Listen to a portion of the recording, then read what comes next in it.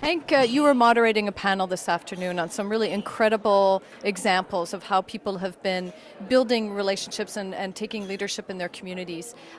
Could you just maybe help us by pulling out a few of the important themes that came out of that panel?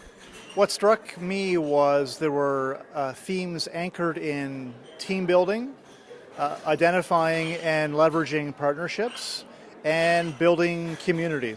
And generosity also, generosity of artists and artisans and performers, but also generosity of municipalities and cities, and what a vital and critical role that municipalities of all sizes can play in helping communicate and drive Culture Day's action and mobilization and an activity to people in those communities. Cities have an incredibly important role to play in doing that. And I also think too, there's one example from Rosemary Poligato from Sackville, New Brunswick, who talked about how she's been able to keep and retain 10 different organizational partnerships over 3 years.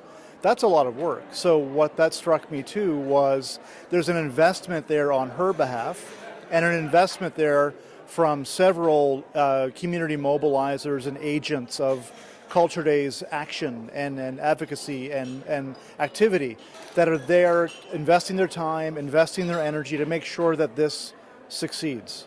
So a lot of generosity, and we heard from the CEO of the Canada Council of the Arts today, Robert Sermon, and a lot of his speech, which was quite powerful, but it was anchored and rooted in civic responsibility and making sure that we leave a strong civic and community footprint through cultural development.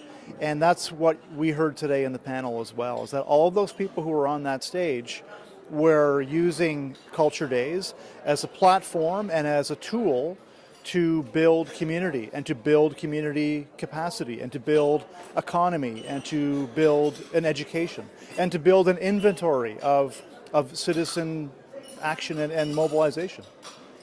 Thank you so much for that. You're welcome.